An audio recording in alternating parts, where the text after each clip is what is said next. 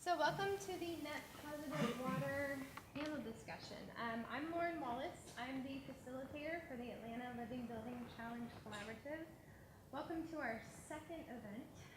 We're kind of small, but hopefully growing, and we're very excited to bring some of the Living Building Challenge items to Atlanta, hopefully open them up for more discussion so people learn a little bit more about the challenge and some of the things that it's trying to achieve. Our moderator for this evening is Brent Zern. You might want to step out. Last time I stood up here, I think the computer hid me the entire time, and people just heard a voice and didn't see a face. So Brent actually works with Emory University. I'm going to read his little bio because I didn't memorize it. I'm sorry. So Brent is a state of Georgia registered professional engineer and a LEED accredited professional who received his degree from Temple University in 1989. He has worked in both the private consulting and higher education sectors and serves currently as the Assistant Director for Environmental, Safety, and Maintenance Programs for Emory University. At Emory, he focuses on the compliance aspects of environmental stewardship, operational safety, and utility asset maintenance. Brent has extensive experience with both regulatory issues related to air, waste, and water, and incorporating sustainable operations into an organization. He also manages the university's green building program and maintenance contracts for elevators and generators. Currently, he is leading the installation of several solar arrays on campus and the development of Emory's water reclamation project. He coordinated the feasibility study of the treatment technology, oversaw construction, and is now educating the Emory community regarding the facility's operation and benefit. We are so excited to have him as our moderator. He has a lot of experience with our topic for this evening. So there was actually, I don't know if you guys have noticed, there's a person missing. His name is Jonathan Lanciani. Very last minute, he had some emergency come up, so he won't be able to join us, but he has actually worked hand in hand with Brent on a few projects, right? On specifically the water reclamation project. Mm-hmm. Well, he was explaining to me yesterday that you've heard his spiel multiple times. So yes, we kind of have a little running act. Yeah, exactly. So I know exactly what he would say. So hopefully for Jonathan's questions specifically, Brent will be able to speak to them. He has a lot of knowledge. I really wish Jonathan was here. If you guys don't know him, find out who he is. He has a lot of opinions about water reclamation, both negative and positive, which I always find fascinating, and he has a lot to say. So hopefully maybe we can get him back for another event later this year or even next year. But without further ado, Brent, thank you so much. Oh, and sorry, one last thing. We actually, I don't know if you guys are aware of this, there are pedal handbooks that the International Living Future Institute has published that are basically, they're a lot of case studies, and then also some of the more details as to how you actually achieve some of the items underneath each pedal. The water pedal itself is very simple. Basically, it's achieve 100% net zero, or as they now call it, net positive water. And I actually wanted to tell you guys a little bit more about what some of the, so are you guys all familiar with Living Building Challenge? I'd love if there's a decent number of people that I can just ask you guys questions. Instead of just assuming. Are you pretty familiar with how the challenge works? That there's pedals, and within the pedals there's imperatives, and imperatives are a lot like prerequisites with LEED. They're all required. You have to meet all of them if you're going to go for the full challenge. Okay, awesome. So basically, like I said, for water, you have to show that your building uses all of the water on site, doesn't actually pull anything from like a municipal source.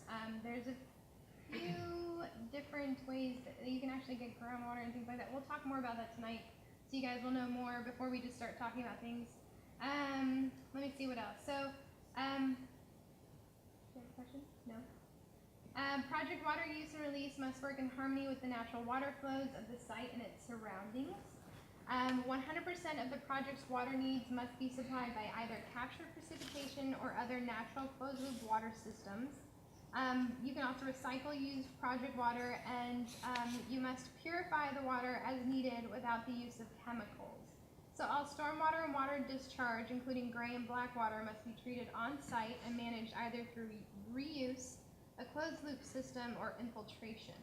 Excess stormwater can be released onto adjacent sites under certain conditions. We'll talk a little bit more about that later.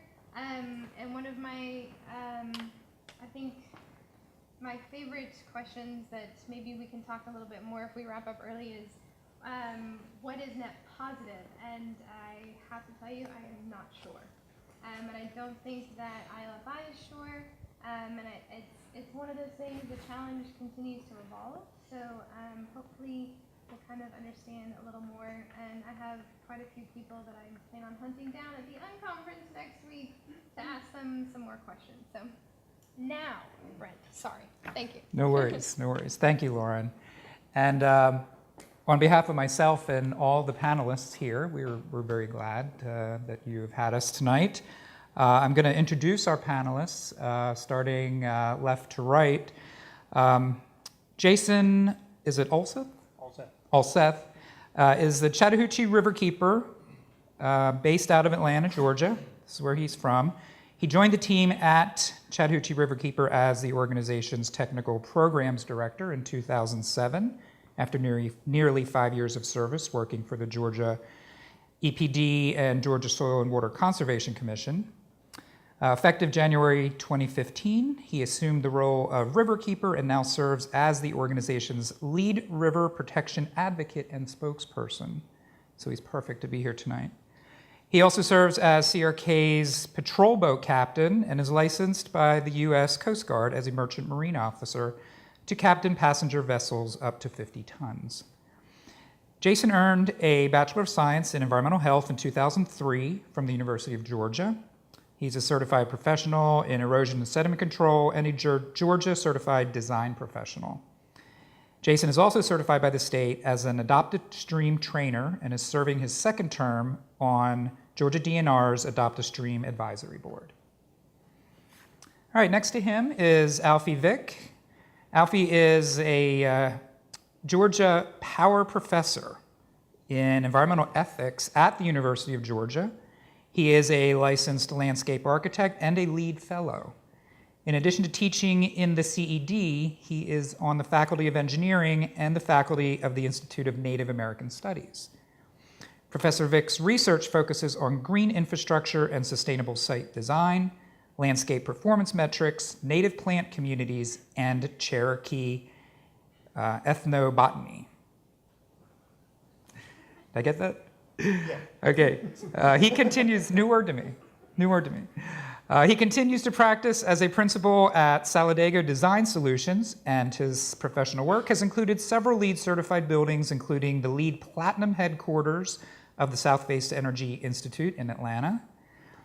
Alfie is past chair of the Sustainable Sites Technical Advisory Group for the USGBC, founding chair of the Athens branch of the USGBC, and is on the board of directors of the Athens Land Trust. Lowell Chambers, next to Alfie, is a professional engineer licensed in Georgia. He currently serves as director for the City of Atlanta Office of Watershed Protection. He studied piano and French horn at Young Harris College and the University of Georgia, earning a Bachelor of Music Education and a Georgia Teacher's Certificate. Subsequently, he studied agricultural engineering at the University of Georgia, where he concentrated in water management and worked as a research assistant in solar energy and fluvial geomorphology. At Georgia Tech, he earned a Master's of City Planning with a focus on international development. Lowell Chambers previously worked as a municipal consulting engineer, but has been with the City of Atlanta now for 26 years. So welcome our panelists, please.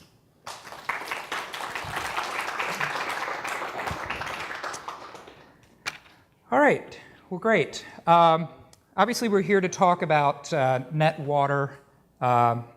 positive water within the Living Building Challenge.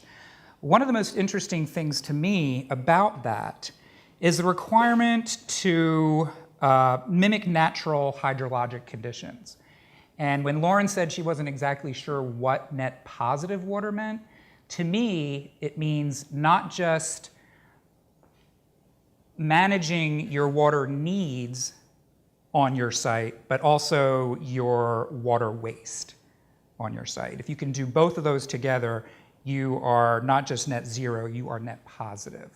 The Living Building Challenge may have a different definition, but to me, that's what net positive means. So what does that mean? Mimic natural hydrologic conditions. There are many, many natural ways to manage our water needs. Of course, everybody knows the freshwater supply strategies, but what are some of the more innovative wastewater treatment strategies that we can use on site? The concept even goes on to understand the paradigm of using water to convey waste and the amount of energy required to treat water. And for that matter, the amount of energy, the amount of water needed to produce energy. So you can see there's definitely a water energy nexus in this discussion. The two are inextricably linked. A couple of examples I can give of innovative municipal treatment or wastewater treatment systems. First is the municipal treatment system in Arcata, California. So I was not familiar with this, but I did look it up. It is a constructed wetlands project, 307 acres. That is fabulous. They are treating the entire municipal waste load through this very naturally, absolutely zero chemicals. It's a perfect example. But who has an extra 307 acres laying around? Okay. So another innovative strategy is what we're doing at Emory's campus. And here's going to be my little shameless plug, because I know this is what Jonathan would do at this point.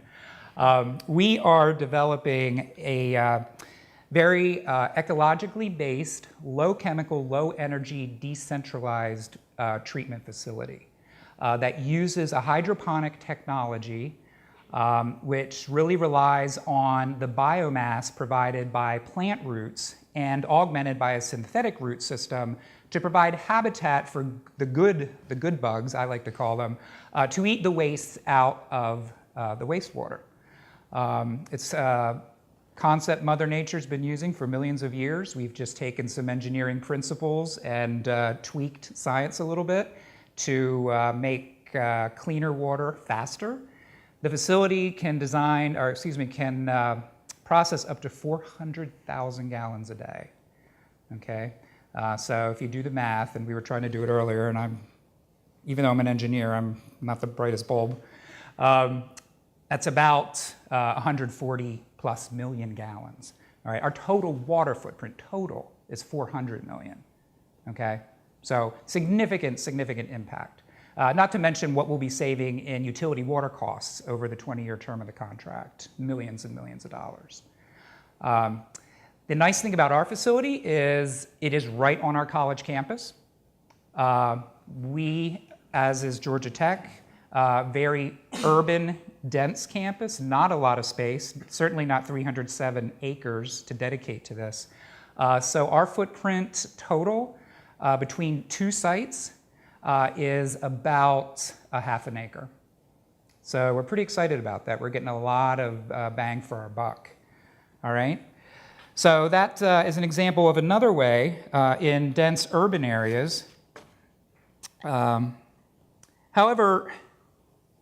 and we'll talk a little bit more about this, there are certain regulatory requirements saying that black water cannot be treated on site and rainwater cannot be treated to potable standards.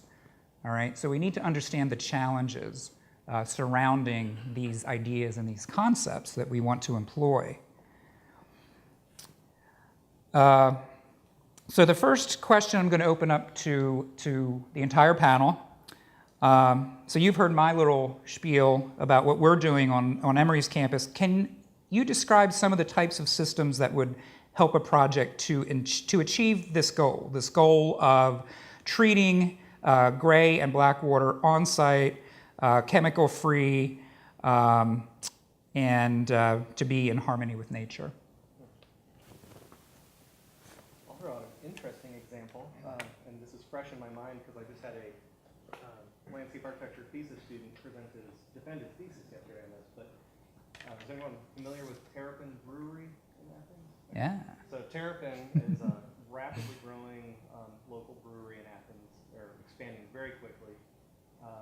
Brewery waste, I learned a lot about brewery waste yesterday, but high nutrient wastewater, about 70% of the water coming into the brewery from the municipal system goes out as wastewater. About 30% actually makes it into the beer itself. And a lot of the brewery wastewater that's generated is from rinsing and cleaning and that sort of thing. So the water going out, very high nutrient and fairly concentrated in the nutrients. So it's not necessarily the volume, but it's the concentration of nutrients. And so we have a new wastewater treatment plant in Athens that has plenty of capacity. The capacity is not an issue, but the levels of nutrients and things in the wastewater from Terrapin are exceeding the allowable limits. And so Terrapin is getting a monthly, pretty impressive surcharge on their water bill because of the high levels of nutrients. So in order to manage, in this case, the economics of the business, they're having to look into some sort of pre-treatment to get those nutrient levels down before discharging it to the municipal system. And so our grad student looked at a number of solutions, and being a landscape architecture thesis, he pretty much narrowed down the solutions to, or looked at a lot of different options, but tried to optimize solutions that would deal with the wastewater, but also provide some aesthetic and educational opportunities and habitat, and kind of deal with the triple bottom line. And so he looked at systems, subsurface flow wetlands, surface flow wetlands, the kind of living machine type of contained systems. He looked at tidal flow systems, which are kind of like subsurface flow wetlands, but rather than flow the water laterally through the system, they're kind of rising and lowering the water level to kind of oxygenate it and get more activity. And then I'm going to forget it's a proprietary, I think, system, but there's some kind of bacterial fuel cell system that is also a wastewater treatment that kind of actually generates energy as well as dealing with the wastewater. And so he went through and basically evaluated these different systems for their wastewater performance and efficiency in terms of the treatment, but also some of the other added sort of, I guess you could say, net positive values that they might have for the business, because being a local brewery, part of what they want to do is engage the community. They have dozens of events per year out there, festivals and things. So something that could sort of raise environmental awareness and contribute to that sort of atmosphere would be beneficial to them. And so we looked at those and ended up coming up with a design system that sort of optimized that triple bottom line. So it got them to the point, actually he designed it so that it would completely treat their wastewater. He kind of had a phase 1 and phase 2. Phase 1 would treat it to discharge levels that would not accrue the penalty, and then phase 2 of the design, if they chose to implement it, would go ahead and get it to complete treatment standards, so it didn't have to go into the municipal system. So the pre-treatment was really to avoid having the industrial discharge permit, correct? And or then the penalties, that Athens Park County is levying. oh, okay, I understand. Yeah. And so I think one of the thesis committee members was one of the employees of Terrapin, the kind of the main facilities manager, and he pretty much was immediately on the phone with some of these the companies that were out there to start getting cost estimates and start to really evaluate it from a cost feasibility standpoint, because that of course is going to be a factor in their decision. Yeah, absolutely. But they're at least they were very interested and at least open to the idea of it. He mentioned the tidal wetland system, and we talked about the city of Arcata's large system.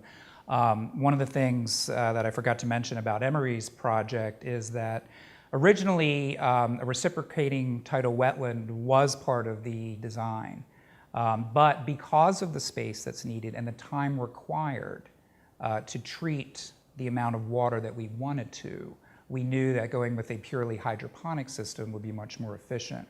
However, we, being higher ed, we thought it would be important to include a small protocol project, just a demonstration system as part of our bigger system. So of the 400,000 gallons that the total facility can process, about 2,000 of that would actually be treated through a reciprocating tidal wetland system.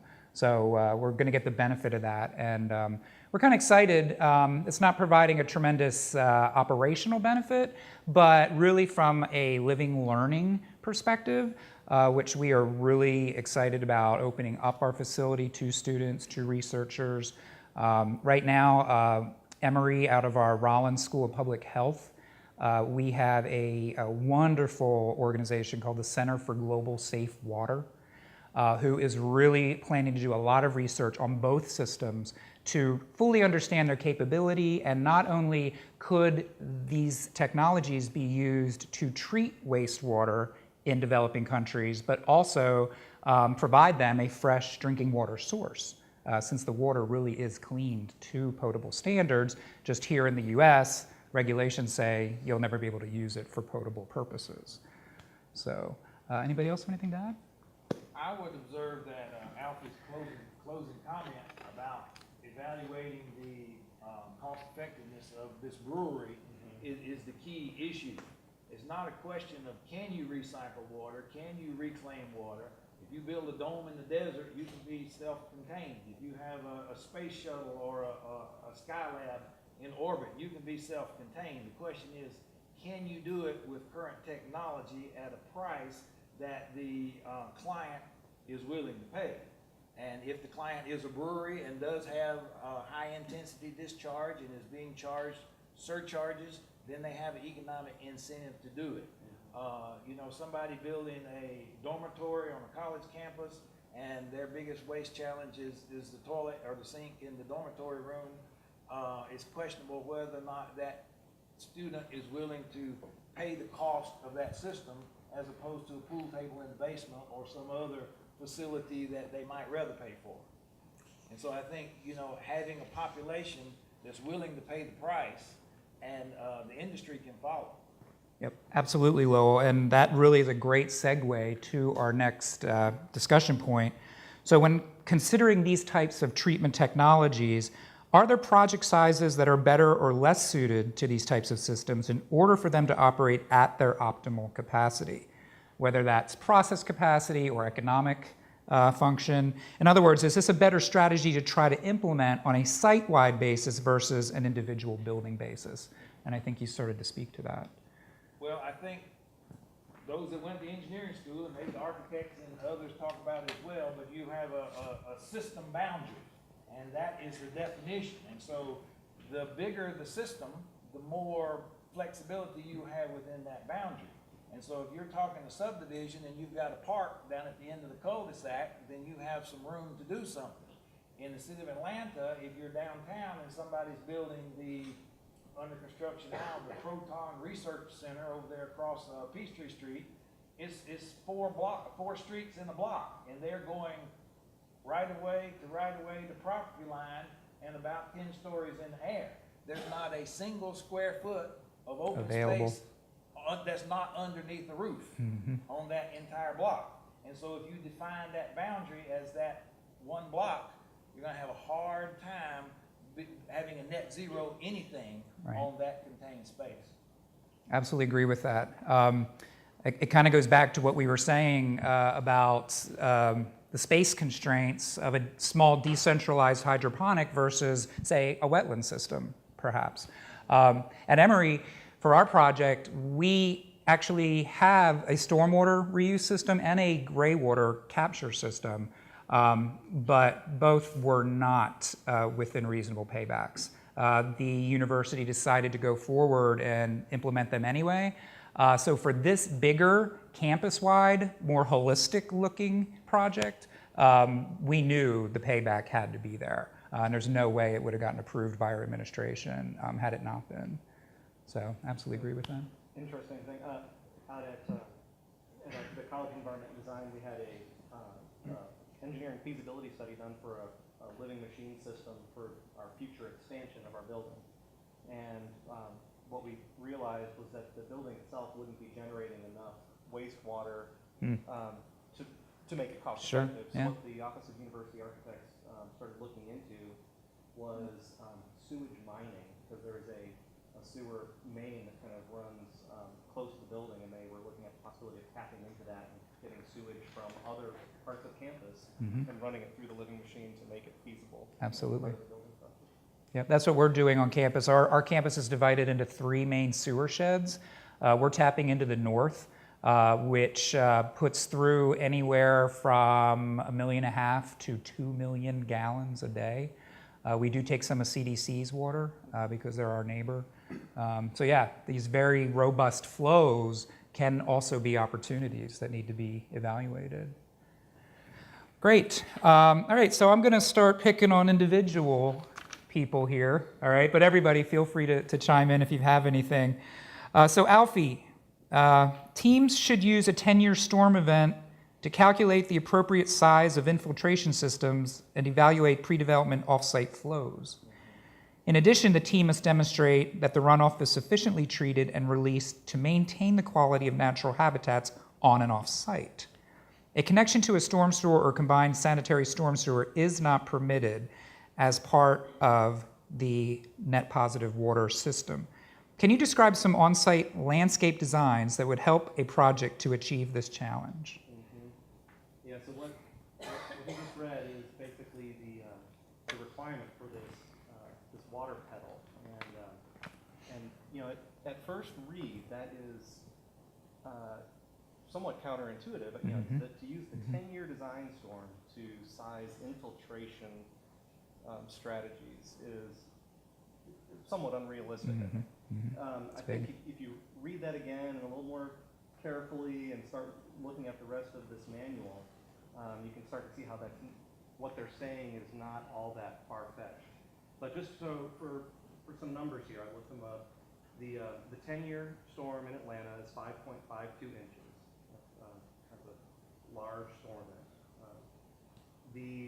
What you could expect a undeveloped natural site condition landscape here in this area to manage on site is maybe a 1.5 to 3 inch rainfall event, depending on soil types and things like that. So if you're looking at kind of the stormwater part of it and infiltration, to say that you would force a site to infiltrate 5.5 inches of rainfall at once, I think is unrealistic. What that does say to you, though, is it makes the rainwater harvesting and reuse an absolute imperative to achieve this. And so I think the strategy to meeting the intent and the requirements of this living building challenge is essentially to first understand the water budget and water balance of the site, understand the water demands that your project has in terms of water use, find ways to optimize the rainwater harvesting to meet that demand, and then look at the infiltration strategies and basically try to maximize the capacity of your site to infiltrate and evapotranspire. So I think it's kind of a sequential thing. Obviously, you wouldn't want to maximize the rainwater harvesting. You want to optimize that because it can be expensive and unrealistic to capture every potential storm event that might occur. But I think you can achieve this, in theory. And I will say that they give a lot of exceptions and flexibility as you get further into the document. So I think their pattern here in the way that this is written is to set this lofty goal and then start explaining how there are very site-specific situations and unique situations where there are exceptions. For example, an obvious exception is going to be dense urban development, where you really might not have the opportunity to do any infiltration if you're, zero lot line development in a downtown urban core. How are you really going to be doing infiltration? You can do a lot of rainwater harvesting and maybe some evapotranspiration from a green roof on top, perhaps. But they do start providing exceptions for that level of dense urban development, and And so I think as you get into it, it's much more realistic than it seems at first glance to totally manage on-site the 10-year storm event. But I do think the strategies are rainwater harvesting, and then your very, at this point, typical low-impact development strategies: bioretention, green roofs, infiltration, and that sort of thing. So do you think that was intentional? I mean, knowing that 10-year storm for infiltration is a stretch. It's beyond a stretch. So do you think it's intentional to incorporate some of these other strategies to be able to look at the site holistically? Perhaps. I am kind of curious what the thinking was. Yeah, no, I am too. 10-year Yep. storm, and I think there's a lot of other examples of ordinances and rating systems. LEED, for example, that have picked a storm event to target, and so they picked the 10-year storm event. I think by doing that, it forces the project team to think more all-inclusively about this water balance, and obviously, like I said, forces you to do rainwater harvesting. LEED picks the 95th percentile storm event as the target in LEED version 4, and for Atlanta, that's about a 1.7-inch rainfall. And LEED said, very similar to this, that the objective is to mimic natural site hydrology. The reason LEED went with the 95th percentile is that is kind of a proxy for what an undeveloped natural land cover condition site would manage on site. It's kind of the equivalent of the initial abstraction, if you're thinking in terms of like CR 55 stormwater. So that was their target. Atlanta has the Green Infrastructure Ordinance that picks the 1-inch storm as the runoff reduction target. So there's different targets. This one is the most aggressive. Sure. But we know the whole living building challenge is, a ramp up of our green rating systems.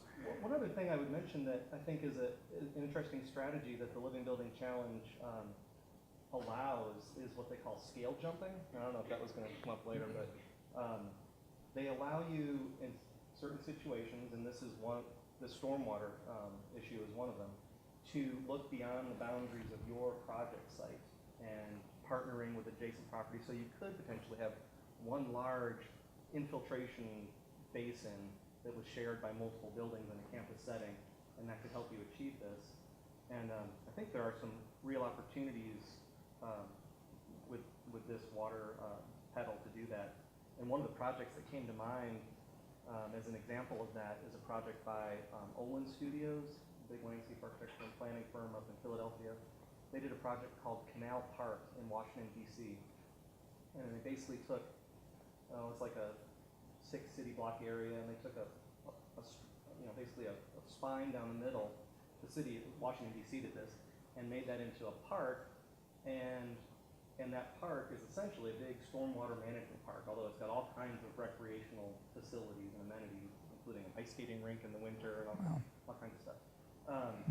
But they did it to spur development, and so what they did is in all the surrounding parcels, they had zoned for commercial redevelopment, they essentially said stormwater requirements are dealt with for these parcels. And so developers that come in don't have to manage their stormwater because the park does it all. And so it became a real incentive then for redevelopment of those target parcels. Projects like Fourth Ward Park, probably, I don't know if there was anything official like that, but it certainly has spurred it. Absolutely. I would observe that City of Atlanta 1-inch requirement, and please, I guess I better have a disclaimer. Please don't see me as a naysayer. I'm a strong advocate of green infrastructure. I was one of the ones that fought to push this through a lot of resistance with the development community in the City of Atlanta. So I am a true believer in this. However, when I put on my other hat as the devil's advocate, you have to question some of the goals and objectives that are defined. A natural site cannot absorb a 10-year rainfall event. At best, on an annual basis, a natural site's gonna absorb about 85% of the annual stormwater that falls onto the site. So 15% is gonna be runoff. And so that was the 1 inch that, City of Atlanta took, because 85% of the rainfall in Atlanta comes in increments of less than 1 inch. And when you get a 5-inch rain, if you can attain that on the site, you have greatly exceeded the natural condition. And so, again, it's back to your definition. I'm assuming we don't mean the whole site, we talk about the impervious areas or something. I think they're talking about the whole thing. Well, that's gonna require a big pond. But let me read one of their exceptions here, if I can find it. Okay. So this is specifically for urban areas, they say, the team may propose managing less than 100% of water on site by demonstrating that all possible pathways of beneficial use of the stormwater have been exhausted, including beneficial reuse, which would be the rainwater harvesting, infiltration, and evapotranspiration, which would be like landscaping and breeding. So they do allow it as one of their exceptions back in the back of this document to discharge water. I don't know if there is such a term, but if there's a stormwater nerd, maybe we're them. But to the average population, this is a little bit of an esoteric discussion about how many inches and how many cubic feet and how many percentiles and how many storm events. But I think it's analogous, helpful to many people think of it as analogous to traffic. And if you're designing your shopping center for your maximum event, and you say, how many cars are gonna be here on the Saturday before Christmas, you're gonna have a huge sea of asphalt. But most of the time, you're not gonna use that. And so you've made a lot of investment and you've had a lot of impact, negative impact, by designing that parking lot at that.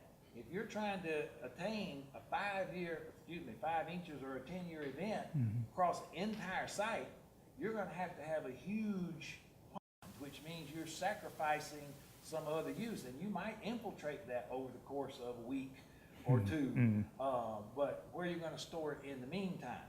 And so you've got to balance your in and your out, and where is the cost effectiveness? Yeah. And I will back to your discussion of gray water. I think from my point of view, stormwater is the low hanging fruit. That's the overused term, but that is where the bang for the buck is. That's where you can put a basic investment and you can accomplish a lot. If you're trying to look at industrial treatments, or you're trying to look at wastewater, complete recycling, you better have a big pocketbook behind you. Yeah, that's very, very true.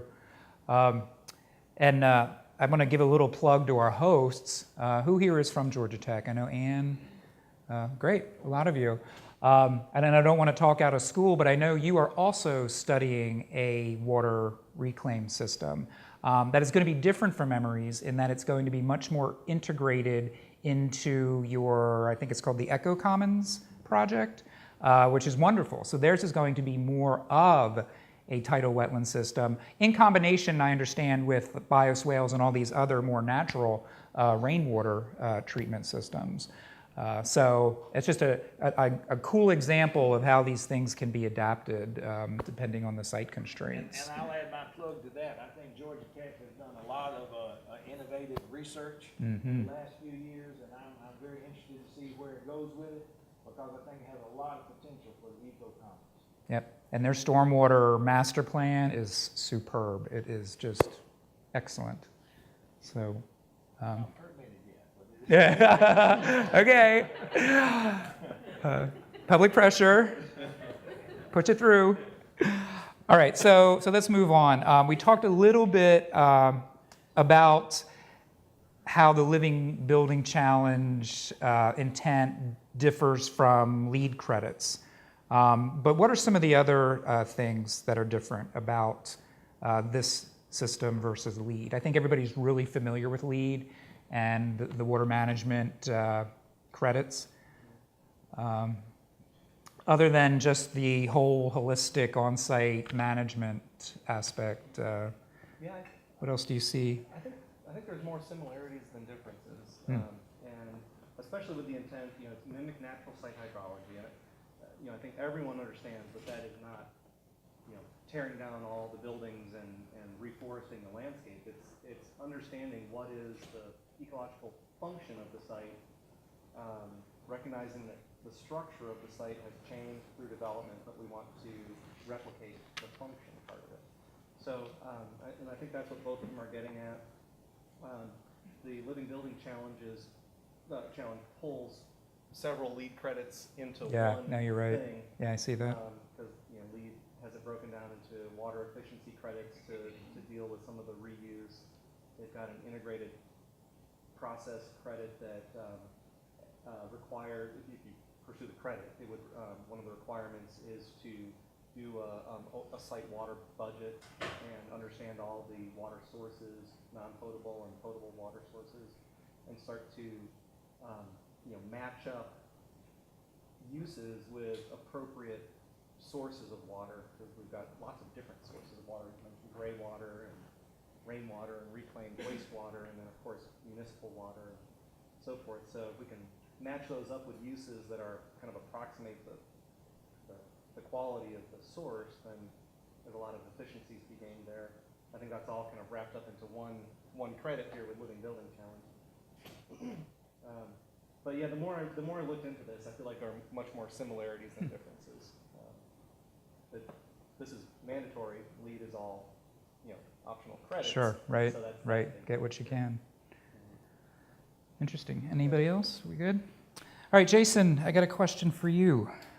All right, Atlanta's average rainfall is about 50 inches based on a 30-year average, with drought years not falling below 30 inches. Knowing this, capturing rainwater to service a building is a natural choice in the city. Are there costs and benefits to capturing rainwater, such as a reduction in the pollution of the receiving streams? Yeah, so, one option obviously is capturing and using your stormwater. And looking at some of the uses that we have for water, some other countries look at us and say it's absolutely insane that we're pumping water out of a river, taking it to a treatment plant, drinking it or treating it to drinking water standards, pumping it to homes and businesses, and then dumping it on our non-native grasses and plants to water them. I mean, it really is insane when you think about that long chain of events and all of that energy that we're putting. It's that energy-water nexus that we were talking we're about. using all the energy, which uses water, to get it to our yards. We're using all this water. Most people watering during the middle of the day, a lot of that evaporates anyway. When we have plenty of rainfall, so if we can do xeriscapes and things like that, then we don't even need water. But capturing this water is a huge benefit to cutting out all of that energy and all that water that we're pumping out of the river in the first place, where it automatically just falls out of the sky. If we can use catchment systems and cisterns, even things as small as rain barrels, to capture stormwater and use that for lots of different water uses. And it also prevents a certain amount of runoff that runs off and into our streams. So, water runs across our parking lots and across our roadway, goes into the local streams, eventually into the river. It's carrying pollutants with it. The biggest source of pollution that we have to the river right now is stormwater runoff and all of the pollutants that it comes with. We get calls all the time. Is the river polluted or is it clean? Can I swim in it? Can I not swim in it? Say, well, depends on when you go. Because if it hasn't rained and the water's nice and low and clear and hasn't rained in, say, a couple days, our data shows that the river's perfectly clean and it meets EPA standards for swimming and recreation. But if you go after heavy rain and the river's up and it's muddy, chances are it's not meeting EPA criteria for recreation. And one component of this is capturing some of the stormwater, keeping and using it. And I think where I'll go with this next would be leading into the next question. So I'll stop there for. Okay. And so you all know what the next question is. So if net zero water strategies were incorporated into many buildings throughout the city, how would that impact the local waterways?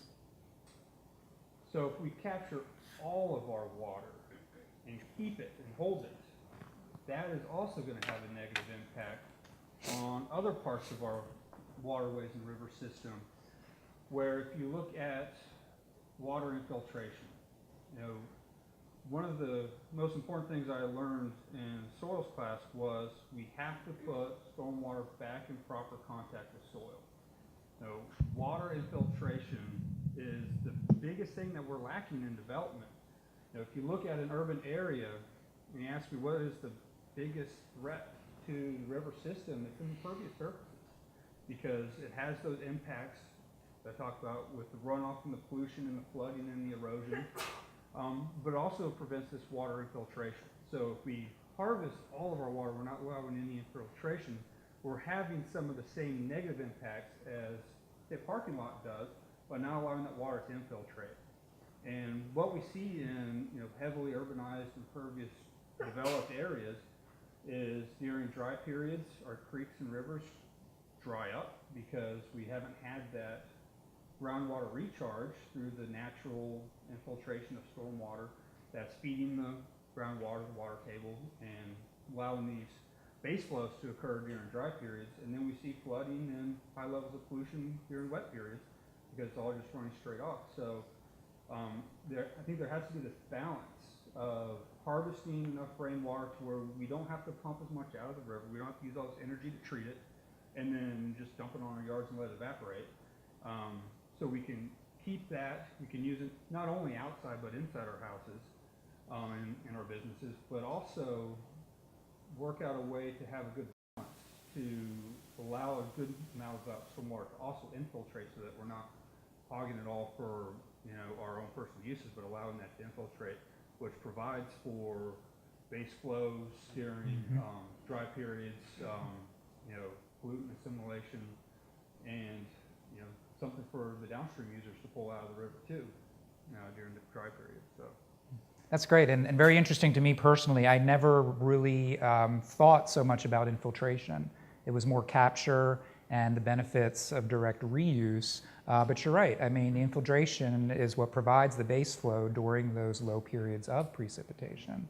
So again, the importance of balancing, studying the site, balancing the strategies that are used. And now that this conversation has kind of evolved, that to me is what I think the intent is. I had asked Alfie earlier, you know, do I think it was intentional that they proposed a 10-year infiltration goal?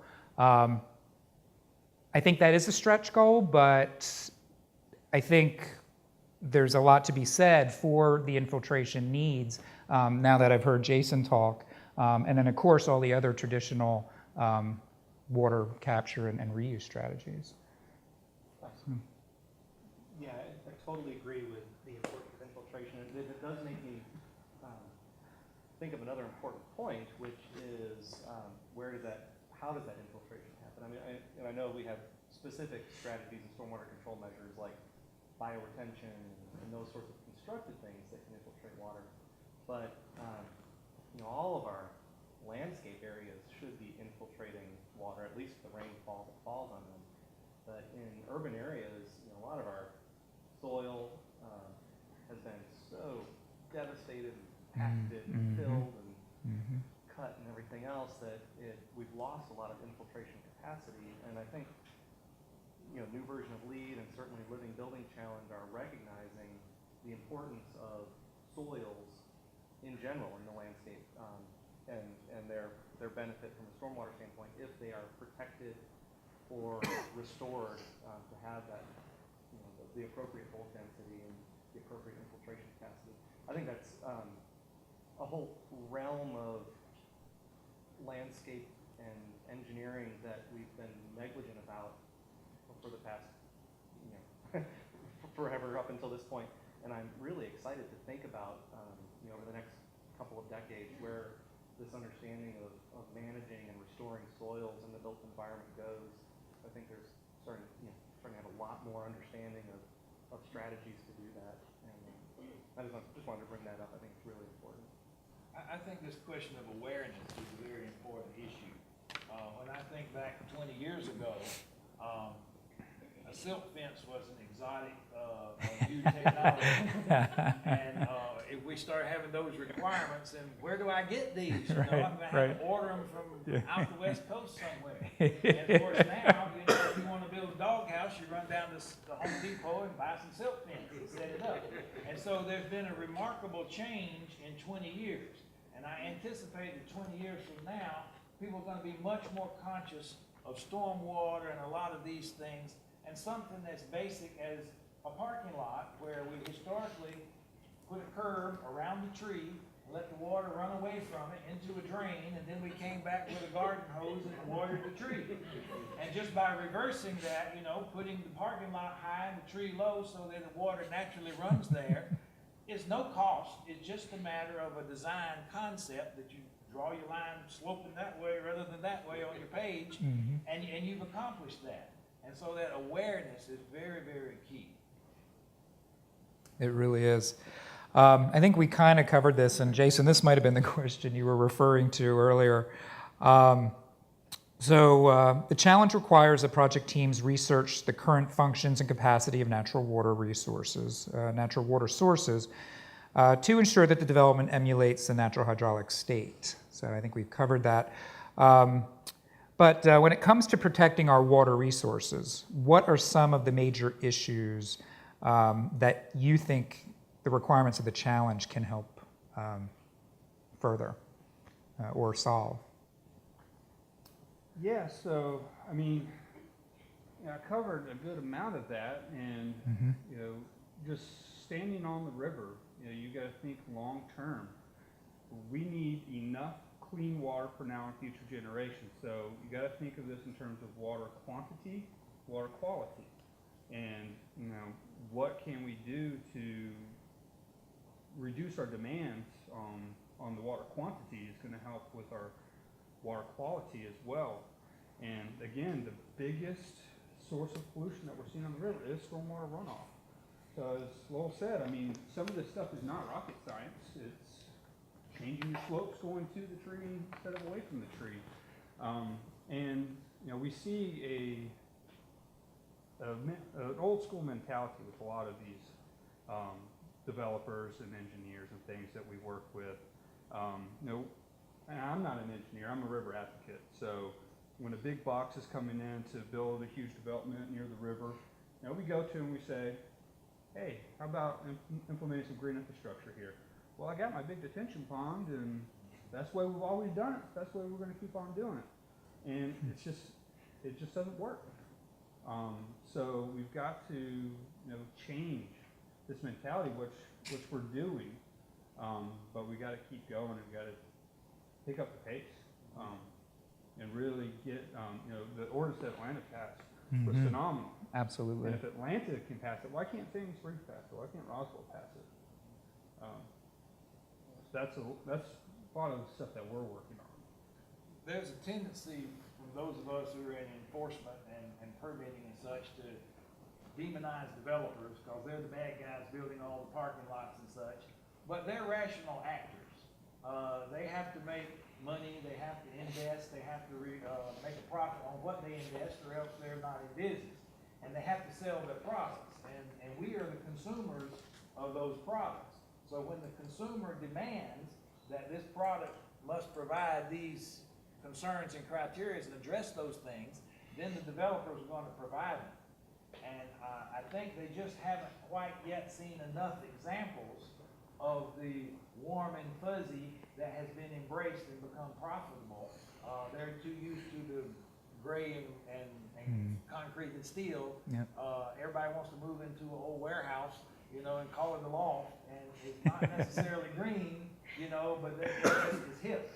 And so when developers see that people are willing to pay for these things, and we're seeing it in the grocery store and possibly on the automobile sales lot, some of these places, there's a recognition that the population is making these value choices, then they'll be there. Absolutely. And just to add to that, This is where I think it's important for entities such as Emory, such as Georgia Tech, such as UGA, to try to embrace some of these strategies. Even as pilot projects, we probably have a different impetus. Certainly economics is part of it, but it's not solely the driver. And if we can gain acceptance through public outreach and education, perhaps others will follow. Another thing I know Jonathan would interject with right now is that he is talking to other industries at this point. He's beyond just higher ed now. He's talking to Philip Morris. He's talking to Google. All these other, high energy and water intensive outfits are really starting to come around. But keep in mind, these are the innovators. All right, we need to push it forward to the governmental level, to the municipal level. So, Lowell. The city of Atlanta recently revisited the sanctions regarding rainwater harvesting to allow for non-potable water to be used for watering lawns, flushing toilets, and laundering clothes under certain specifications that help to ensure public health and safety. What are some of the challenges that your department is currently seeing when it comes to rainwater harvesting in the city for commercial buildings? One of the things that I've learned recently is that engineers, I've always known this, engineers, but I've been reinforced recently. Engineers think differently than architects. Architects think differently from landscape architects. We all have our little niche that we're comfortable within. Prior to these thinking about rainwater harvesting, I'd always been familiar with subdivisions and with commercial buildings and that sort of use, thinking that, well, subdivisions, landscaping, that's their key. When you get to downtown, you don't have much landscaping, so toilets, that's your choice. What I learned and was surprised is that when you have a major high-rise commercial building, your number one water consumption is HVAC. And it had never occurred to me that the air conditioning of a major building would use more water than all the toilets and all the sinks and everything in that building. And that was a surprise. And so once we started talking about that and the developers say, oh, well, maybe we ought to get the architect at the table in addition to the engineer and the civil guy, then they begin to say, yeah, well, I need this much wake-up water and I need that sort of thing. And so a big tank catching water off the roof or the parking deck can have a considerable impact. And I think one of the best examples locally is the Marriott Hotel downtown. The Marquee? Marquee. And they retrofitted that particular site to use all of their HVAC water as rainwater. And so it was so successful, I talked with the developer or the manager of that property, and it was so successful that they're now incorporating that as a company-wide design standard. Approach. Yeah, terrific. Terrific. So to add to that, so tell us a little bit about some of the low-impact development requirements that the city has set forth. Well, we don't call them low-impact development requirements Okay. per se. I All think right. it's more of a planning sort of terminology. And from watershed perspective, we use the term green infrastructure All right. as our sort of catch-all term. And so we are trying to do that mimic of nature. We have the 1-inch requirement, which works in parallel with the state requirement that for sedimentation control is that all runoff from a site must have an 80% reduction in total suspended solids. And so if you say 80% times 1.2 inches, which is a state requirement, you get 0.96. And if you say 100% of 1 inch in the city of Atlanta, you basically have the same requirement. So if you met the city of Atlanta's 1-inch requirement at 100%, you have also fulfilled the state requirement for sediment removal at the same time. Am I getting close to your question? Yeah, that's excellent. Keep going. This is great. This is great stuff. I mean, I know that there are other specifics to all this. One of the I have seen in the last 2 years a real change in the acceptance by the development community. They started out very, very resistant, saying Piedmont soils are clay, they will not percolate, we can't do these sort of things. And we said, well, that's the law, you have to do it. Yeah. And if you're not gonna do it, you have to demonstrate through all this elaborate, field test and calculations of why it won't work. Okay. And they said, oh, well, we'll try it, and sure enough, it's working pretty well. Okay, but it sounds almost like living building challenge in that they're saying, you know, if you truly do your due diligence, and it's just the site hydrology is not going to work out as a complete balance, you know, there may be a way around it. So it's interesting that Well, there's. a combination of infiltration or evaporation or harvesting on site for HVA systems or other secondary. If you start piping the building with a double set of pipes, one for everyday usage and a second set of pipes for the toilet, you've added considerable cost and effort into that. And so most folks are looking at that one big tank with that one big user as a much more cost-effective solution than having a lot of little distributed points. Yeah, absolutely. So the city, when you're reviewing these drawings, do you consider cost? No, Absolutely not. that is not a consideration for the city of Atlanta code requirements. Interesting. All right, great. And you wanted to add something? Yeah, I think just a key point that Lowell just made and ties back to something Jason said earlier, that what you just said, basically there's a quantity requirement, a quantity strategy that 1 inch runoff reduction achieves a quality requirement from the state. So there is this connection between quantity and quality. And if you remember previous requirements, and certainly LEED 2009 and prior had a quantity credit and a quality credit. And now LEED version 4 has a rainwater credit, and you can see Living Building Challenge has a rainwater requirement. And I think that understanding that, if runoff, if runoff occurs, it's carrying the pollutants with it. That's how pollutants are delivered to the receiving water bodies. If the runoff isn't occurring, then the pollution isn't getting there. So that's how that connection is made. I was on the committee that worked on the LEED credit going from 2009 to version 4. And during the public comment period, that was a frequent public comment was, why are you eliminating the water quality credit? People thought we were not caring about it anymore. And Sure. so our response was, well, the way it is if runoff is retained on site, that's 100% quality. Yeah. They're mutually inclusive. Yeah. But I think that's a paradigm shift in the way we think about And I guess I need to get down into the weeds on semantics. The city of Atlanta requirement is a 1 inch retention. You have not a reduction. Okay. So you have to retain 1 inch on site. And then we have a rate reduction based on the 25-year storm peak rate in addition to that. All right, Alfie, this is for you. How do the sustainable low-impact development goals affect your work, and how do those efforts speak to the challenge? Well, so the work that I've done, both professionally and at UGA, is pretty much described by this stuff. And this is, to me, this is what design is about: is reconciling these challenges of,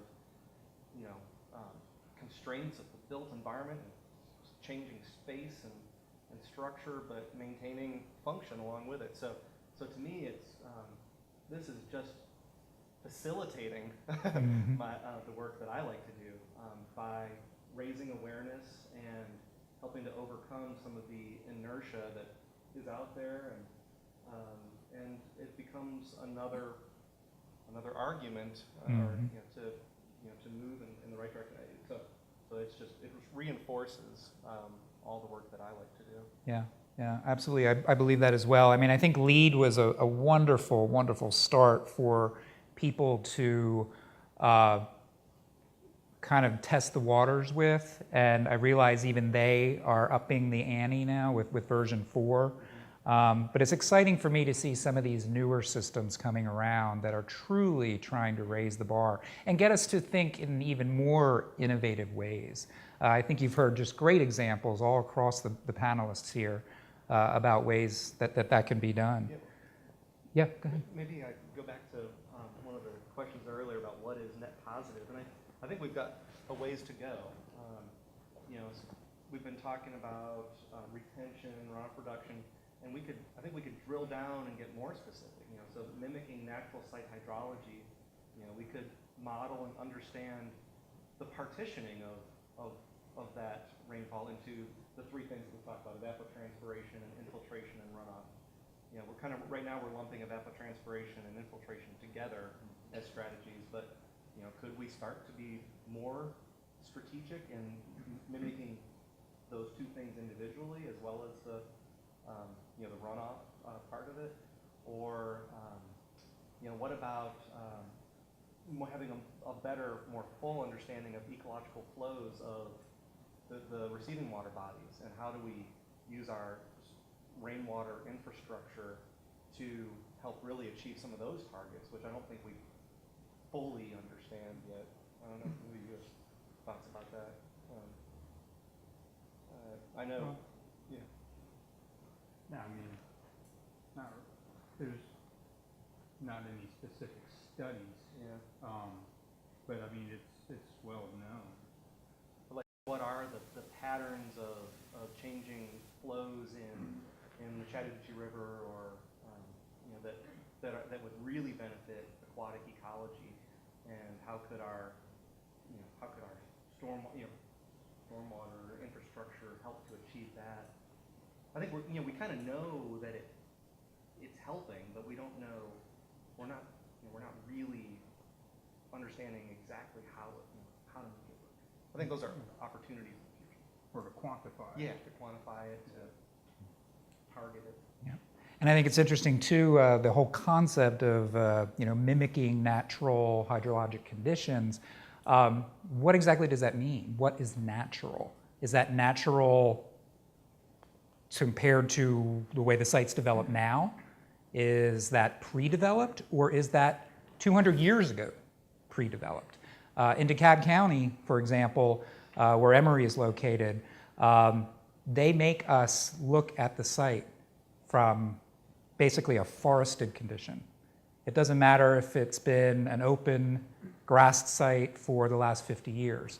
They make us go back and basically assume forested conditions for all of our urban development, which is a challenge, certainly. So I guess depending on the jurisdiction as well, natural conditions could mean different things.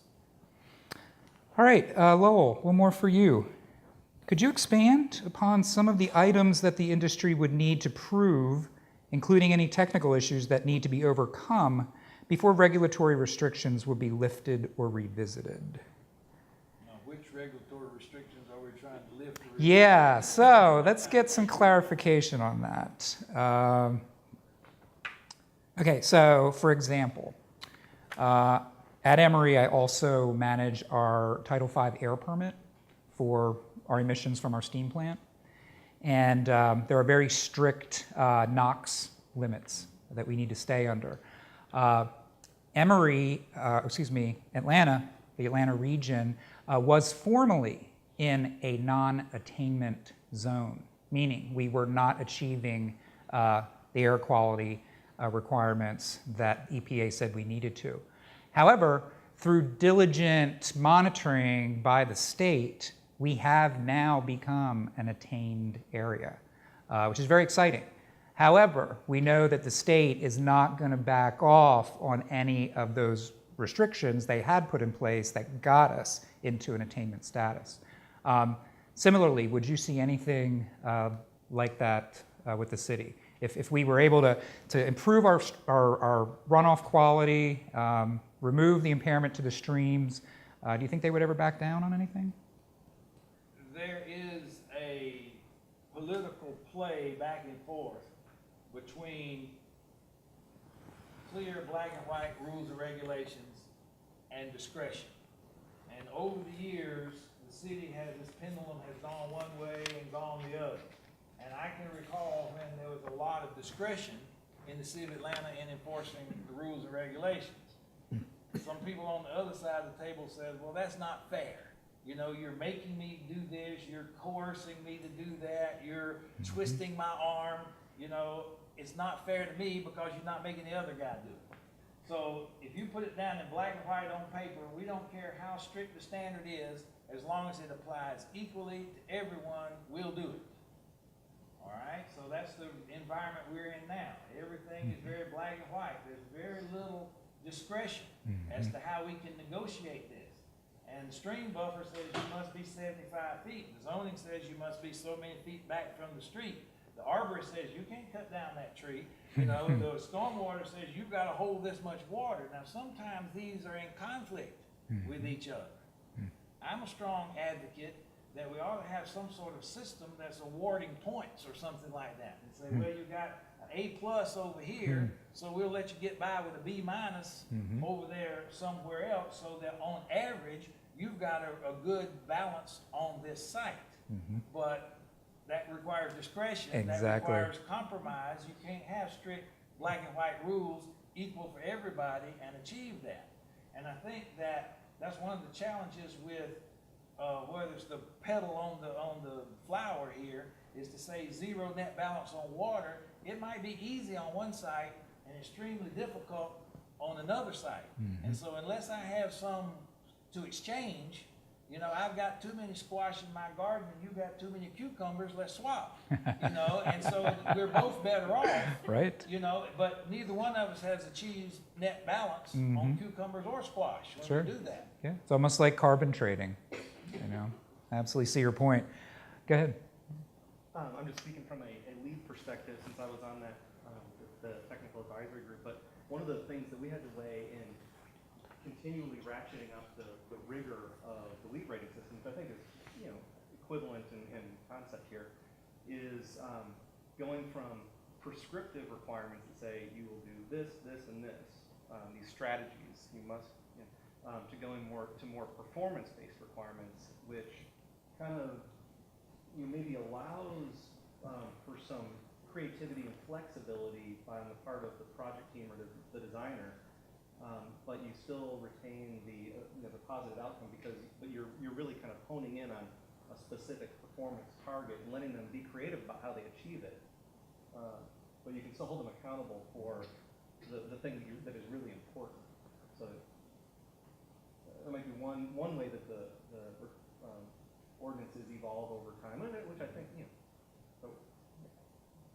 And the city of Atlanta, I think, if I can speak for the whole city, I'm going to go out on a limb here. Do it. Anticipate that the city would be receptive to revising any of these requirements when the technology is available to make them easily implementable. And you know, we figure that it's just one step in an ongoing process. And when the lawyers back off. Yes. I completely lost my train of thought, what I was going to say. All right, let's go on. I'll come back to that if I can. So opening this up again to all the panelists. We talked a lot about challenges, especially right here in our city. When it comes to water and sewer maintenance and protecting our natural water resources,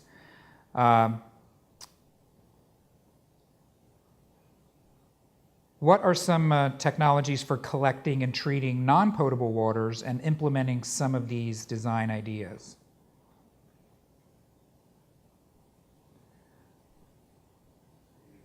Yeah, that's...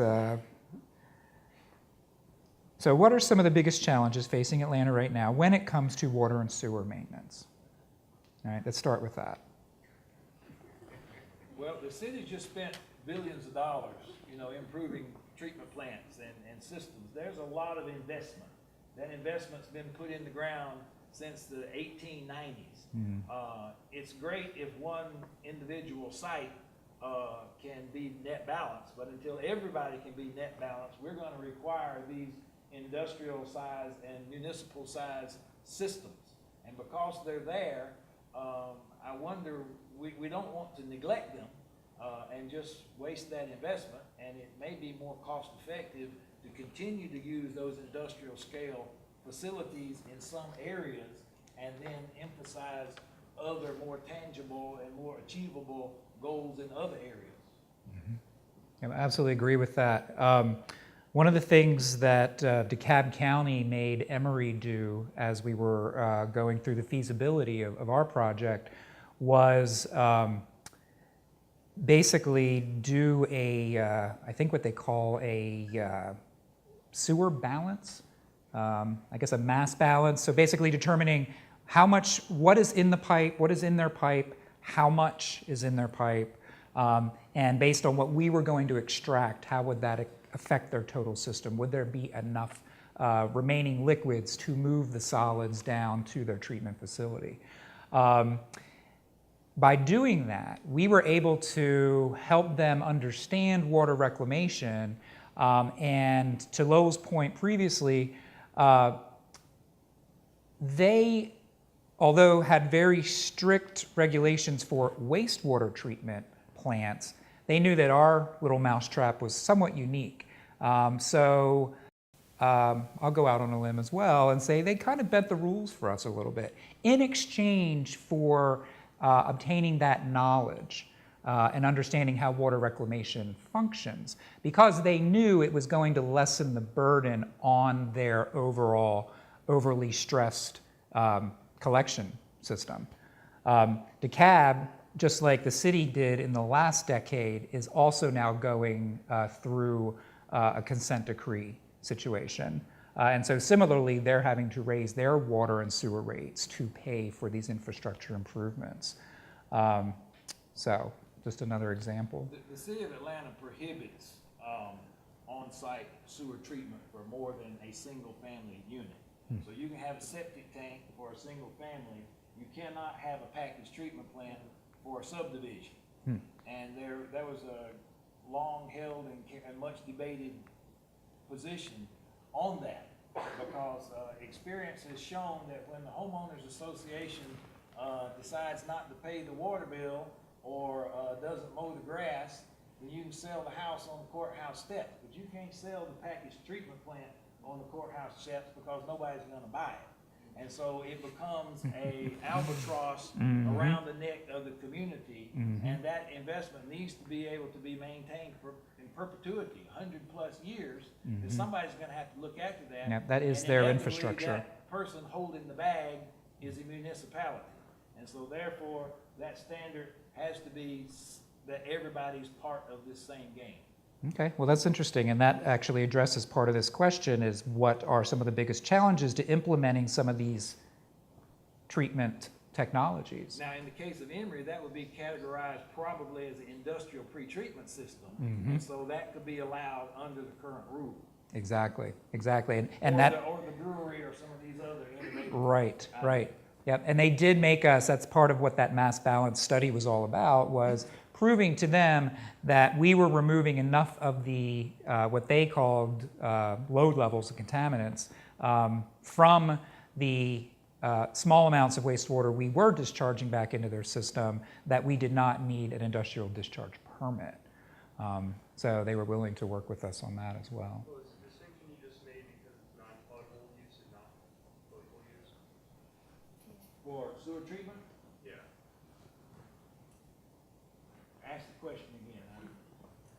Is the distinction you just made because what Emory's doing is they're taking black water, they're treating it, and they're using it as non-potable water? No, I'm talking purely about wastewater. City of Atlanta prohibits private wastewater facilities that treat more than a single family unit. Okay, I got that. But then you went on and said it was okay as an industrial. There's a different requirement for industrial pretreatments, and we're talking about the brewery, depending on the COD and the BOD and all the components of the sewer discharge. If you are one of those concentrated users, you have to get your contaminants down below a certain level before you release it into the city system, because the city is not designed to take Coca-Cola and Delco battery acid and various other industrial components in the water with peaks and valleys in their demand. So you have to get it to this average level before you release it. And that's how you classify the And that's industrial pretreatment. And so most of the industries have that pretreatment on site, and Emory's wastewater system could probably be classified under that category to be allowed in the city under the current rules. Yeah, I'm assuming that is the way it played out because we are treating wastewater on site. They're looking at us as an industrial discharger. However, they may very well have similar code for residential, where they may prohibit it for residential. I'm not sure. I think another thing that plays in Emory's favor for getting the project approved was they know we're not going anywhere. I mean, we're going to be there for hopefully perpetuity. So And I think one of the big distinctions is that you're not treating wastewater and discharging it to a stream, right. and that would be prohibited under your ordinance. But they could go to the city system, city treats it again, essentially, and then gets discharged into the river. And it's not the separate It's a wastewater closed loop treatment system. and discharge system Yeah, to a that's a water good plant. point. Switching scales a little bit to the single site, maybe even residential scale, but I think the biggest challenges are going to be with all the green infrastructure that we're advocating. Installation, making sure the quality of installation is good, maintenance, and monitoring. I think those three things are the biggest challenge. And one of the things that's not been mentioned, but is important in our political environment, is our litigious society. And so you can go put a bucket on your patio and collect all the rainwater you want to and take it in and bathe in it. There's no rules or regulations about that at all.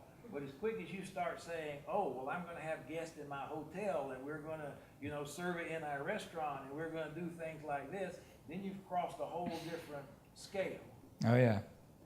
DeKalb County makes us treat any water we use, any recycled water, whether it's rainwater, gray water, or this black water, and before it's used in our toilets, we have to dye it blue. Yeah, they want to make sure that everybody's crystal clear that you don't drink that water out of the toilet. And I'll make a comment from my agricultural background, is if you buy diesel fuel for agricultural equipment, it's dyed red. Right. And so if you buy it for a truck, it's more yellow, and you pay the truck taxes on it, but the agricultural use is exempt from the fuel tax. Huh. Interesting.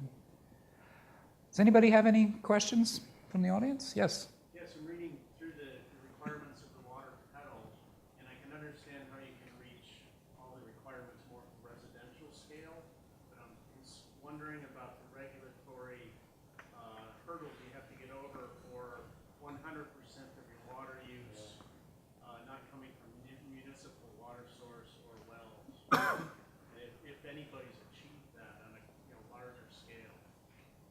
So just to kind of add to it before you guys answer, you can use on-site groundwater for non-potable uses. That's kind of a little bit of a, but I'm asking mainly about the potable. Yeah. You need drinking How do you water. get there? Groundwater out of wells are okay for.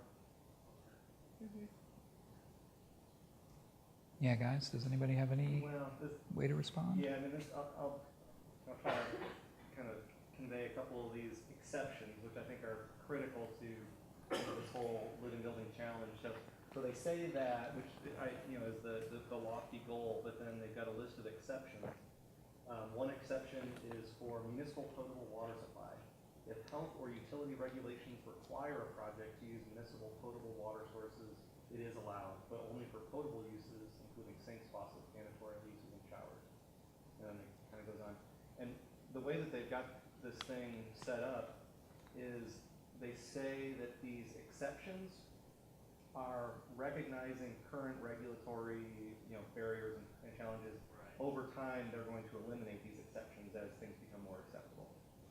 It seems that the treatment, there's a performance standard for drinking water, but rainwater collected off of the surface is considered surface water. And in Georgia, there's a prescriptive requirement for treatment that goes beyond what's necessary for rainwater, not necessary for river water and lake water. And that's part of the challenge. There are dozens of private water systems around Georgia. It doesn't have to be municipal water. Treatment of rainwater as surface water is And that's interesting too, just to add to that, even for reclaimed water, the state has no specific law about reclaimed water. They have guidelines that we are required to follow, so it's like law. And basically it says the water really needs to be as clean as potable. However, we're never going to let you drink it. So, yes? A couple things, but with the drinking water potable use, it comes into the public water use, which is 25 people drinking water, and it has to be public water, and there's a whole nother level of requirements, which can be met if the local authority will allow you to do that. And it's not hard to do, it's just a matter of them opening their minds and putting in a procedure to do it.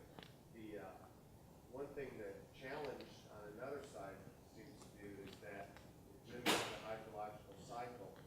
Well, some of that water is 10 to 15% going to run off the property naturally. You can contain the first 1 inch or so, which would be the first flush, which has all the nasty stuff, or maybe contain more. You can let that go. So you want some to infiltrate into the ground. You want some to go back into the natural system.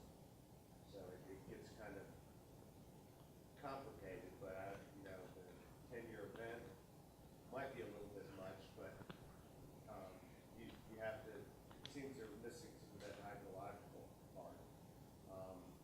But another thing that Lowell brought up, which I think would help municipalities, is the pre-treatment. If you could use these to pre-treat some of the water to go into the system, it would help, because with conservation, our water systems would become more concentrated, and it's making it harder for municipalities to treat the water to keep up with the higher standards that keep coming out every so many years. So it could be everybody does their little bit, and then we do come up with clean water that goes back into the systems. And it's going to lessen the cost on the infrastructure, that even though Atlanta is spending, and DeKalb County, millions and billions of dollars on infrastructure, this could help alleviate that, which we all come back to pay for anyway. That's a good point. Absolutely. I think I saw a question up here. Yeah, I don't, I'm curious about the role of septic tanks in this situation. And it, I guess Bob mentioned a project that's in the city that's gonna try to achieve a net zero kind of thing, but it involves a septic tank. And I wondered if Jason could talk about problems of septic tanks from a water quality perspective, and also just make the point that municipal, having requirements to tie into a municipal system do have a controlling effect on urban sprawl issues that, that we see in the suburbs, in other parts of the metro area. Yeah, I mean, one of the biggest problems we have with septic is the loss of return flows that are going to the river system, because you have a lot of evaporative loss, and in Chattahoochee Basin you have a lot of interbasin transfer, where you've got people that are living outside of the Chattahoochee Basin that are taking Chattahoochee water, discharging it into their septic system, and then it flows and evaporates into the South River or the Yellow River or whatever it happens to be. So the river system itself is losing water. Where if we're all on sanitary sewer and everything is working properly, we see a lot more return flow to the river, which is more beneficial. And then also septic is you have a lot of septic failure. People not maintaining these things. We're getting a lot of contamination of neighborhood streams because it's a lot cheaper to just let your septic tank continue to fail, and instead of spending the $5,000-6,000, whatever it costs, to have your backyard dug up, all the roots pulled out of it, and properly maintained. So yeah, I don't know if that answers your question, but we do see a lot of issues with septic. Like Hall County growing like crazy.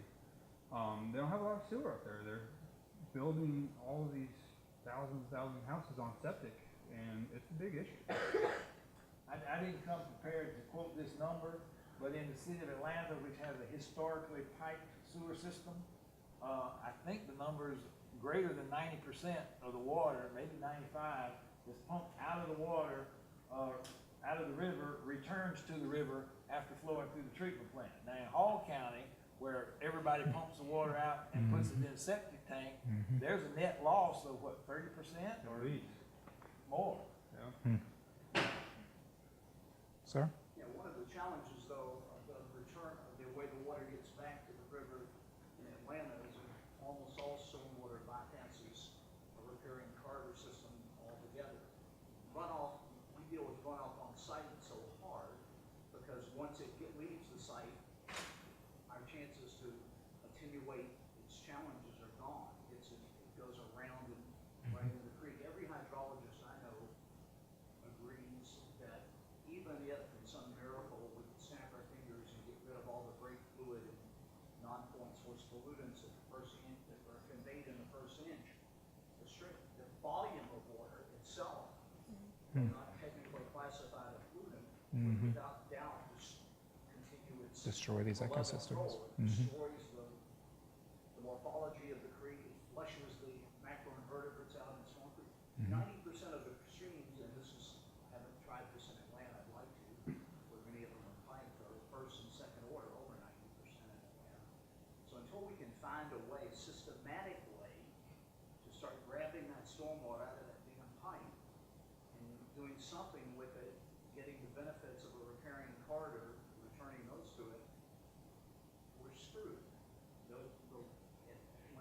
screwed in the creek. And the solution that we have, and I find it no consolation that it goes personally to an underground pipe system, which I think was a further engineered marvel that once again completely bypassed any failure to mimic any system, and ironically was sanctified by a commission that didn't look at alternatives. It was run by the then president of this university. History is full of ironies. Hey Bruce, I hope at Emory, speaking of the role of educational studies, that we'll see something done on the with Peavine Creek on the lower athletic fields there, where it'll quit being just a straight ditch, taking all its glories into South Beach Street. That's a great opportunity there to return the meanders and make a functioning system even in a short area. Yeah, absolutely, I agree. It's definitely on our radar, on the environmental and sustainability professionals' radar, and particularly even within Lowell Park, maybe to start at a smaller scale. We've got so much stream degradation there just from runoff impacts. We've already done several studies and gotten some cost estimates of some things we'd like to do. You're right. Mobilize the alumni, we'll all come over and help you restore. That would be great. That sounds like a service day. Great. So, yeah. Yes, ma'am. I'm curious about the constructed wetlands project that you mentioned at Emory. Can you just describe a little how big it is, how you're going with it so far, and if there are any questions that you looked at for a smaller scale wetlands system? Well, as I mentioned, the wetland system that we installed, that we incorporated, is really just a demonstration system. It's very, very small. It's basically two dual cells that mimic a natural wetland system. So when a tide would come in, the wetlands would fill. When the tide goes out, they drain.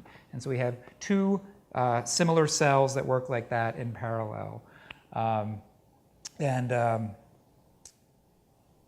sorry, what was the rest of your question?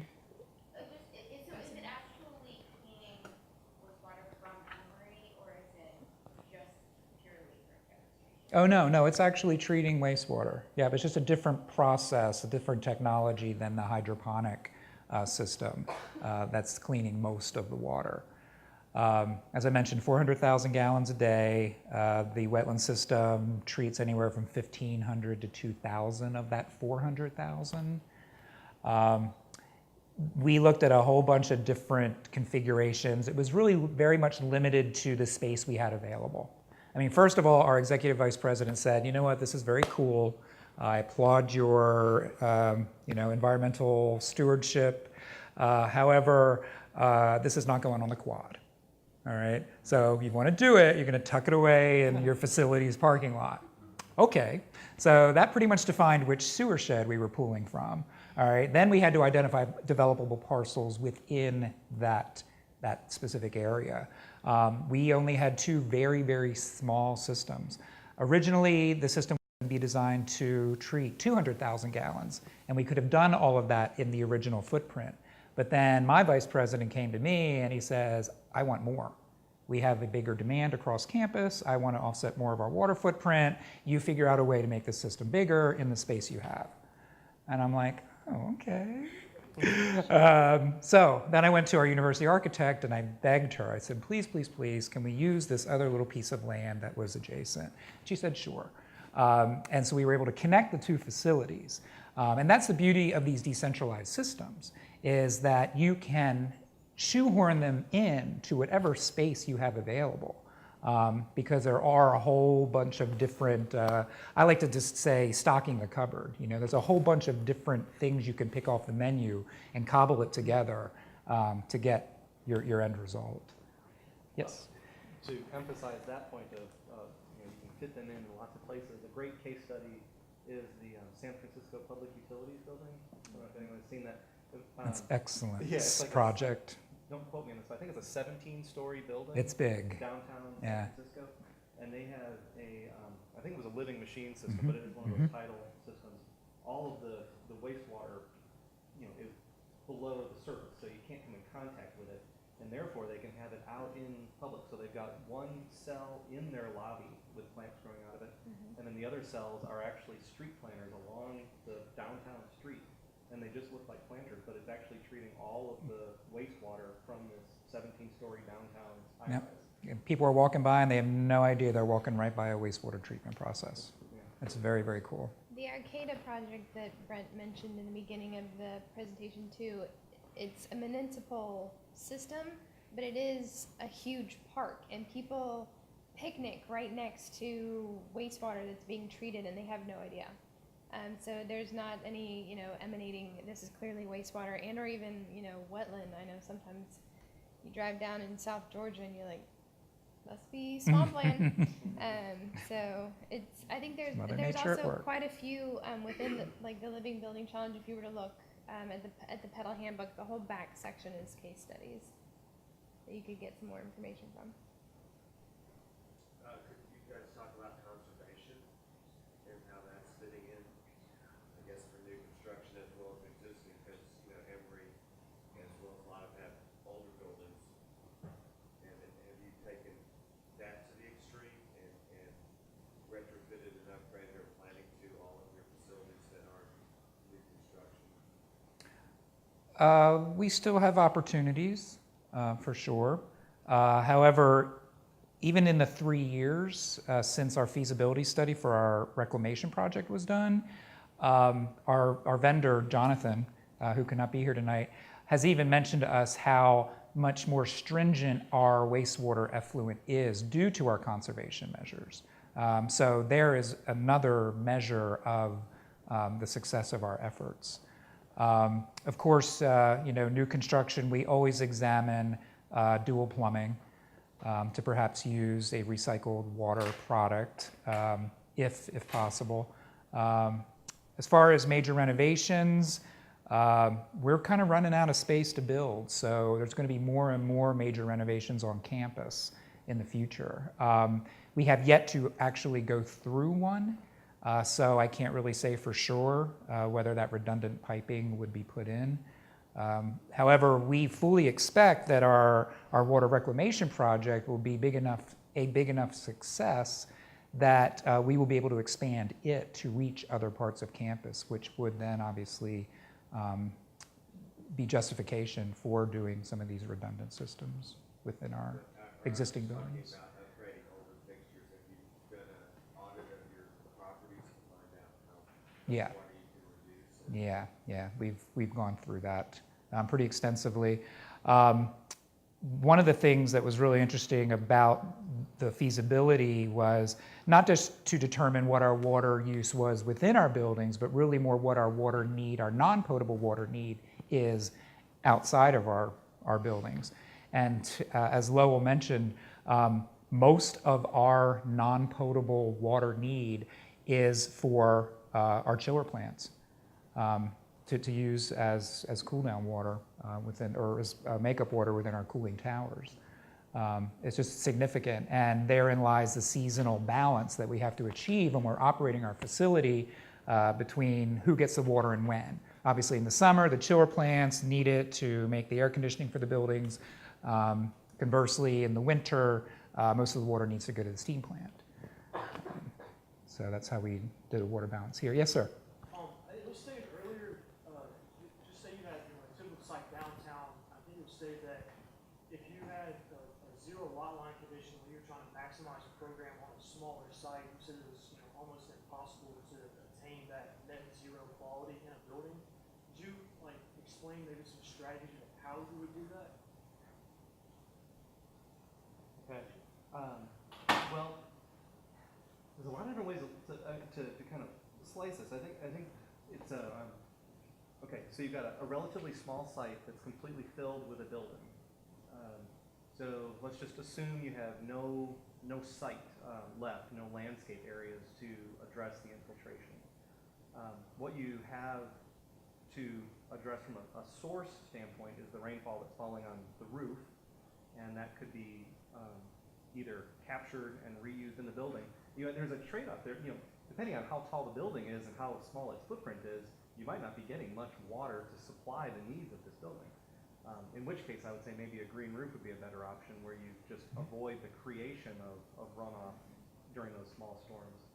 But I think there is, this is the whole kind of site water balance thing that I think you have to take into account at that point. Is you look at what is the sources of water, rainfall being one of them that's on site, and then what are the uses of water on the site, and how can you match those up? And it's totally different for a downtown, dense urban high-rise than it is for a suburban, one-story building on a 2-acre site. And the strategies I think are going to be different. But I mean, the actual techniques are maybe, there's a limited set of tools that we're going to use, but how you apply them is totally different on those two sites. Cooling tower makeup, about 10 stories is kind of breaking. Anything 10 stories and taller, all the water that hits that rooftop will be used for cooling tower makeup. And then there's condensation. Yep. Mm-hmm. So that becomes one of those sources that you would account for in the water balance. Yeah. Well, wonderful. Everybody, thank you so much. I thought this was a really good interactive discussion. Thank you to our panelists. And I believe Lauren has a few announcements, is that correct? I just wanted to let you guys know about some other upcoming events with the Atlanta Living Building Challenge. April is pretty much taken up with the Unconference in Seattle. I hope if any of you are going to be attending, please reach out to us. Probably the easiest way to get in touch with us is through our Facebook page, or we also have an email address. Someone will definitely check it and get back to you. But we'd love to connect with you guys. Also, in conjunction with the AIA convention, Amanda Sturgeon with International Living Future Institute will be hosting a pedal workshop specifically on materials in Atlanta, and they have given us information about getting a discount on that workshop. So if anybody's interested in attending that, let us know. We'll get you the discount information.